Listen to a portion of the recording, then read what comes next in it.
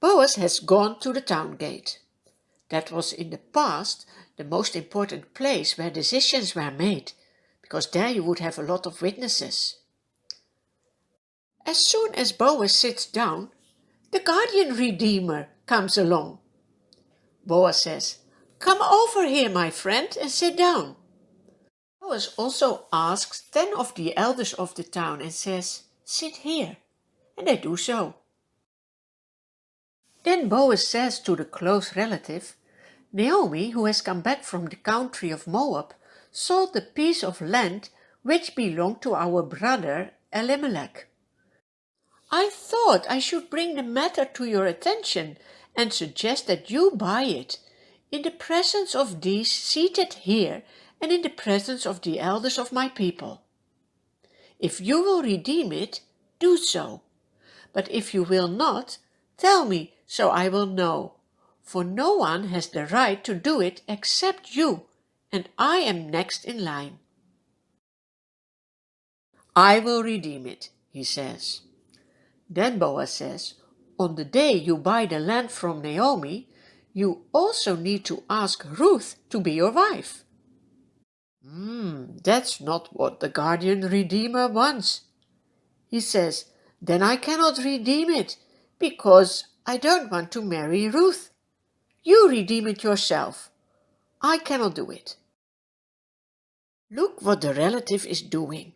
He takes off his sandal. Why is that? In earlier times in Israel, this was the method used to make a transfer of property final. So the relative gives his sandal to Boaz and says, "Buy it yourself." Then Boaz announces to the elders and all the people, "Today you are witnesses that everything that was from Naomi and her husband will be mine.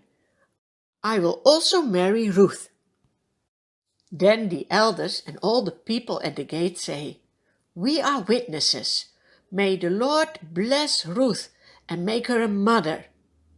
That would be so important, because when a widow would get a baby boy when she is married again, the first one would be considered as family from the late husband.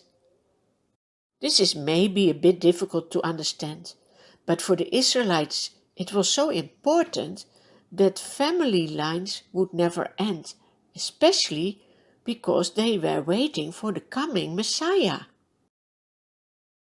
What a happy day when Boaz and Ruth get married, and the Lord blesses them. He is the one who gives children to parents, and he gives a son to Ruth and Boaz.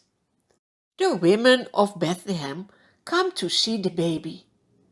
They say to Naomi, "Praise be to the Lord, who this day has not left you without a redeemer. May he become famous throughout Israel." Naomi takes the child in her arms and cares for him. And they name him Obed. Do you know what this name means? It means servant. What a nice name. He was the grandfather from King David. Do you know what this name means? David means beloved. In the Bible we read that God calls David a man after his own heart.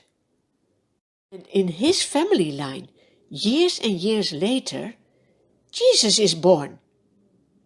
Jesus came to the earth to serve the people. He was a servant. He was also beloved, because God said, "This is my beloved Son." And when God said that, he also said, "Follow him."